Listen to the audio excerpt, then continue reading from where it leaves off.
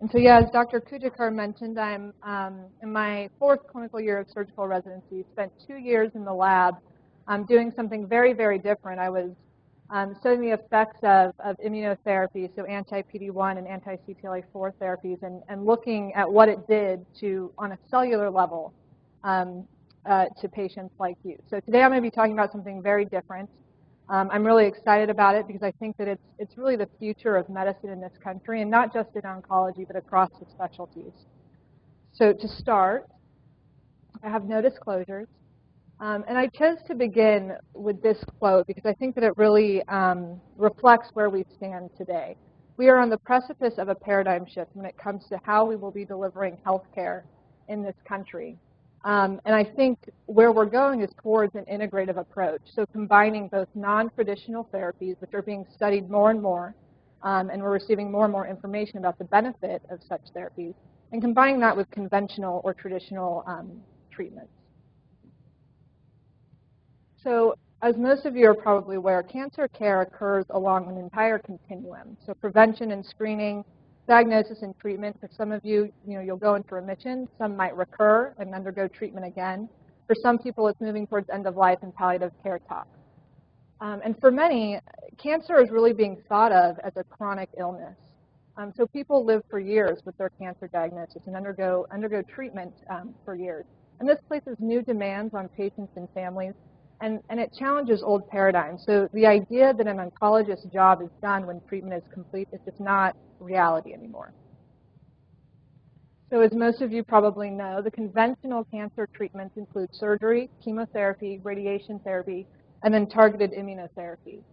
And these first-line therapies carry significant side effects for patients, and these side effects can last for months up to years. So with what I've told you about cancer being a chronic illness and carrying this diagnosis around with you for many years, undergoing treatment for many years, it's not always about curing the cancer. Sometimes what it's about is helping you live with cancer, and how do we help you live with the side effects of your cancer treatment. So that's where complementary and alternative medicine really comes into play. And I think, as Dr. Kujakar sort of alluded to, the main impetus for starting to study these non-traditional approaches has been at the request of the patient. So 70 to 80% of cancer patients seek out complementary practices. And before I get into this too much, I wanted to just briefly define what complementary and alternative means, because they're often used interchangeably, but they do have distinct definitions. So alternative medicine means therapies that are used instead of or in place of conventional cancer treatment. Complementary medicine, on the other hand, is used together with conventional treatment. Now, alternative medicine is pretty rare, and it's not really what we as clinicians here in the West are recommending on a regular basis. Complementary medicine, however, kind of opens up the field for something called integrative medicine. And what integrative medicine is the combination of conventional medicine with scientifically established therapies of complementary medicine. So using scientific evidence to formulate informed combinations of traditional and non-traditional treatments. And it includes mind-body methods, and that's a lot of what I'm going to be talking about today. And what that refers to are a variety of different techniques like meditation, guided relaxation, yoga, and how they sort of impact your mind's ability to improve your body's response to stress. And again, this is referred to as integrative medicine, and for you guys today, integrative oncology. It depends on internal and external evidence. So what that means is internal evidence would be the expertise and experience of your clinician, as well as patient preferences and experience. And then external evidence refers to scientific data. And at least for the purpose of this talk, I'll be talking about how these therapies are used to really manage the symptoms and side effects that occur during and after treatment. There's really been few adequately powered studies that look at how these treatments affect cancer recurrence and survival, so that's not really included within the scope of this talk. So the Society for Integrative Oncology is a nonprofit organization that was established in 2004, and really what its goal is to encourage the scientific study of these complementary therapies, and then create guidelines for how these therapies should be combined with conventional cancer treatment. And their most recent guidelines were just published back in April of this year. And what they found was that there was a good level of evidence to support the use of the following. So meditation, acupressure and acupuncture, yoga, music therapy, and then the relaxation techniques that you can see there. And that these all help to significantly improve quality of life and control a variety of symptoms in patients undergoing systemic treatment and for patients who had completed therapy. And then again, integrative medicine really refers to the combination of these treatments with conventional therapy. That's how they've been studied. They haven't really been studied as treatments in and of themselves for cancer and cancer treatment-related symptoms. So this is all combined with conventional medicine. So I'm going to go through each of these briefly, describe kind of what it is, and give you a little bit of data about why you should think about bringing it into your own cancer care. So meditation has actually the strongest level of evidence, period, across the board, grade A level of evidence, supporting its use in decreasing anxiety, treating symptoms of depression, and improving quality of life. There's 4 common elements to really any meditation practice, which includes a quiet location. Usually there's a specific posture. Some meditation techniques require a focus of attention, counting, focusing on your breath, and then really sort of an open attitude of letting thoughts come and go naturally without judgment. And there's a variety of different meditation techniques. The one that I came across most frequently in the studies I reviewed was this meditation-based stress reduction, which is actually a 6 to 8 week program. It includes a variety of different meditation techniques, all of which aim to increase mindfulness. And then the thought is that by improving your moment-to-moment awareness, you're actually much better able to cope with illness, pain, stress, anxiety, etc. So for those of you who are visual learners, or maybe if you're a science nerd and you want to nerd out for a little bit, you can pay attention to this slide. So for me, having a graph really sort of helps drive the point home. So this was a study, a randomized controlled trial, that looked at the effect of meditation on a variety of different symptoms. Shown here is fear of recurrence, which is very closely linked to anxiety and stress levels in cancer patients, as well as predicted fatigue. And they're looking at this with stress as a moderator. And one of the beautiful things about meditation is that it works for everybody, but the more stressed you are, the better it works. And that's what this is showing. So if you look over here where people had high levels of stress, you can see that the group that meditated, which is this gold shaded area here, had lower levels of fear of recurrence and lower levels of fatigue. And this was statistically significant when they did their analyses. Does that make sense to everybody? So the point is that the more stressed you are, the more you have to gain from a meditation practice. And it goes along with an old Zen saying that you should sit in meditation for 20 minutes every day. Unless you're too busy, then you should sit for an hour. So moving on to yoga. Yoga is a mind-body practice. It has its roots in ancient Asian philosophy and practice, but it's really pan-cultural. And I want to take just a moment to stress that this is not about religion. It's not a means of proselytizing. It's really just a system that includes a variety of different exercises and techniques that anybody can utilize to sort of help bring about a complete picture of health. There's many different styles. It includes physical posture, which is what we think of when we hear yoga in the West, but it includes a lot of other different techniques, breathing exercises, and there are some meditation techniques are also an important part of a complete yoga program. And the Society for Integrative Oncology recommends that you use yoga to reduce anxiety and depression, and it's also been shown to improve quality of life. Now, like I said, there's many different types of yoga. The type of yoga that is most commonly studied is something called Hatha yoga, and that typically includes both physical postures as well as breathing techniques. And to make things even more confusing, these are all the different types of Hatha yoga practices that were studied in the prospective trials that I read. So this is a study that looked at the effect of yoga on fatigue, vitality. So vitality is energy to fatigue scores.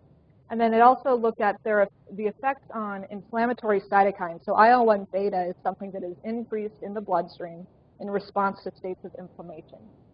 And the patients here, they underwent 2 90-minute yoga sessions.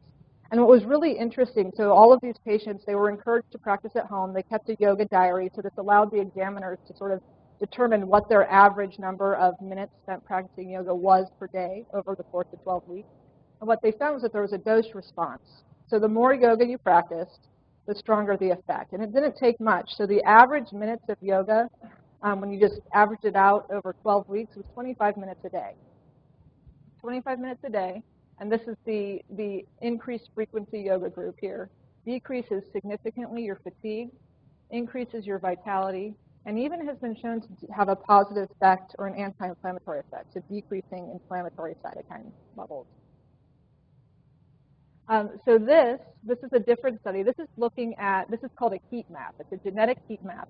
And what this study wanted to look at was how yoga impacts you on a genetic level. So they had patients undergo just 4 days of a yoga practice, and what they found was that it changed gene expression in 111 different genes. They compared this to a control group who just went on daily walks to sort of stimulate the cardiorespiratory effects of yoga. And they saw an upregulation or a change in gene expression of 34 genes. And there was some overlap. So of the 34 genes that were upregulated in this control group, 14 of them overlapped with yoga, which sort of suggests that they're impacting similar biologic processes. It's a little bit hard for me to glean from the study exactly what the downstream effect of these genetic changes was, but knowing what we know about the physiologic effect of yoga and exercise on decreasing heart rate, blood pressure, decreasing stress, it's likely that these findings here are related to those positive effects. And regardless of all of that, what we know is that yoga, and it doesn't take much, is changing you on a genetic level.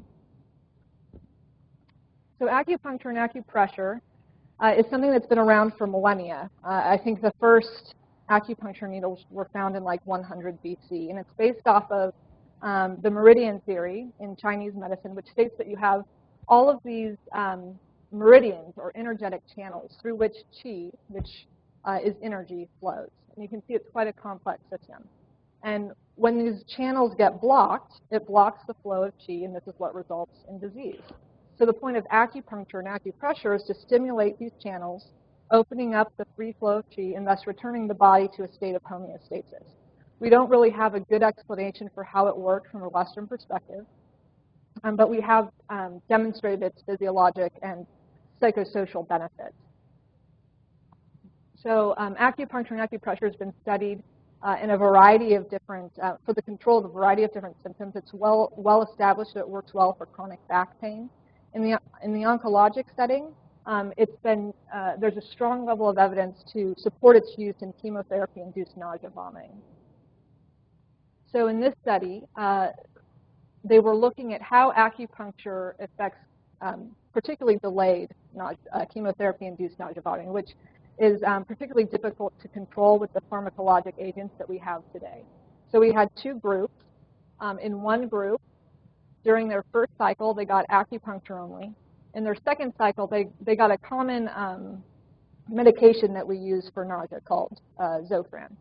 And then there was a second group which basically did the reverse. In their first cycle, they got just Zofran.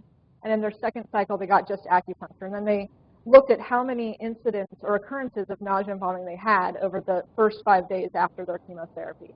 And what they found was that the acupuncture group, whether it was in the first cycle or in the second cycle, had greater than 50% complete control of nausea vomiting. So they had 0 occurrences of nausea and vomiting, compared to the Zofran group, which was only about 30 to 34%. And another important finding in the study, which I didn't include up here, is that of the patients that had a preference for treatment, over 85% of them preferred acupuncture to getting the Zofran. And then this is just another study that's looking at how acupuncture controls another problematic symptom, so hot flashes, which is a big problem for breast cancer survivors. And there's a lot that can be said about this slide, but what I just wanted to point out here is that this is the acupuncture group. This is our group that received a medication called gabapentin, so a group that was treated pharmacologically. And you can see that as soon as treatment was over, so treatment lasted 8 weeks, the acupuncture group had decreased incidence of hot flashes, and that this effect lasted for several weeks after completion of treatment. And then here, the table on your right is just illustrating that it's a very low side effect profile. So complementary therapies demonstrate anti-inflammatory effects. Now, we need more research to really state definitively what the effects on different states of inflammation are. However, the research is quite promising. So these figures are from a variety of different studies. And all I'm showing here is that meditation has been shown to decrease pro-inflammatory genes. This is from the study that I talked about earlier. This is just looking at a different inflammatory cytokine, TNF-alpha. You can see that yoga, and in particular yoga that's practiced with regular frequency, decreases TNF-alpha, an inflammatory chemical. And then acupuncture has been shown to preserve IL-10 levels in states of inflammation. So IL-10 is a chemical that's important in inducing an anti-inflammatory response.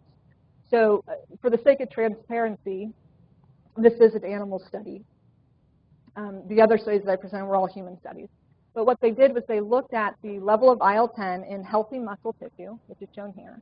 Then they induced a state of inflammation, and you can see that IL-10 levels decrease. But in the animals that were treated with acupuncture, after inducing or attempting to induce this inflammatory state, they saw that IL-10 was preserved, and they had a much less robust inflammatory reaction. So this is of particular importance for patients, for cancer patients, particularly melanoma patients who are undergoing immunotherapies. So people who are getting anti-PD-1, anti-CTLA-4 therapies, Pembro and Ipi, where the whole point is to ignite an immune reaction in order to stimulate your immune system to fight your own cancer cells. However, what can happen with that is you can get aberrant immune activation, leading to systemic inflammation, and the result is inflammation in parts of the body where we don't want it. So in the GI tract, in the lungs, in the liver, in your thyroid gland, your skin. So again, like I said, there's more research needs to be done, but it's sort of interesting to hypothesize that by using or bringing in these techniques, we could potentially mitigate the systemic inflammatory effects and yet preserve the targeted anti-cancer effects of these medications, and thus either treat and potentially even prevent some of these immune-related adverse events that we see with immunotherapies. So this is just highlighting the SIO's recommendations. I've only talked to you about those that had grade A or grade B, so high levels of evidence to support their use. The only thing that I haven't really talked about is the use of music therapy. I'm just going to briefly touch on that because I know that I'm running out of time. So interestingly, music therapy was most commonly studied in the perioperative period. It's been shown to significantly decrease the use of analgesics. The thought being that it sort of serves as a distractor. So I don't know if you've ever seen scans of people's brains when they listen to music, but the entire thing lights up, both your right and left hemispheres. Interestingly, it did not matter what kind of music you listened to, or at least it seems it doesn't matter. So in many of these studies, they let the patients choose.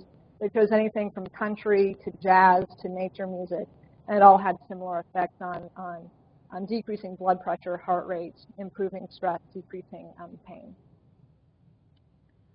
So to finish, how do you go about accessing some of these things? So a lot of insurance companies don't cover many of the complementary therapies that I've talked about, though some do. The more frequently covered techniques are acupuncture, massage therapy, and chiropractic work. So I would recommend that everybody call their insurance company if you're interested in this kind of stuff. Ask what they'll cover, how much they'll cover, if you need a referral from your doctor. And then you can also set up these tax-exempt accounts, so flexible spending arrangements, which I believe your employer sets up, and then health savings account. Both of these can be used to cover some of the expenses of complementary medicine. So important considerations, like I said, we really want to have a high level of evidence and good scientific data supporting the combination of complementary medicine with conventional medicine. However, because the side effect profile of most of these complementary therapies is so low, we don't necessarily need to have as stringent of an evidence-based approach when we're implementing many of these techniques.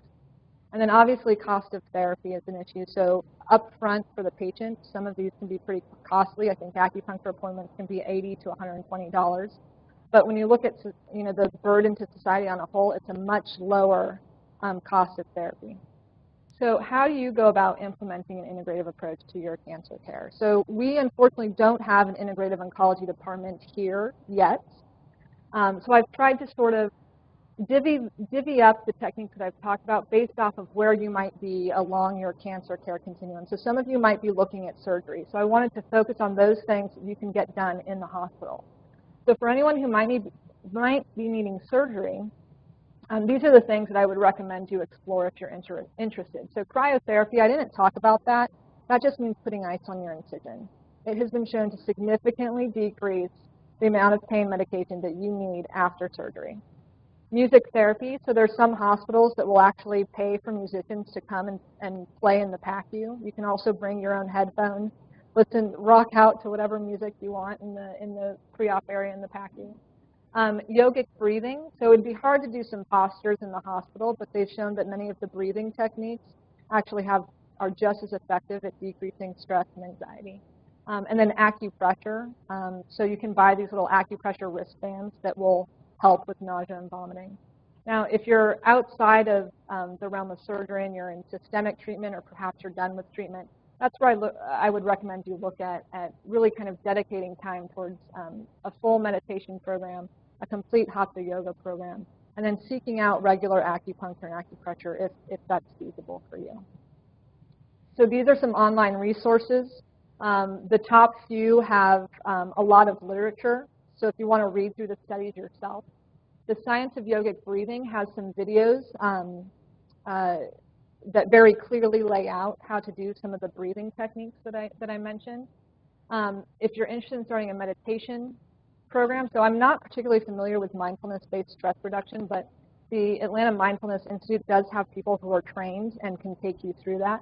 And then the Atlanta Soto Zen Center is where I practice, and they have a free 15-minute introduction to meditation every Wednesday night at 7 p.m.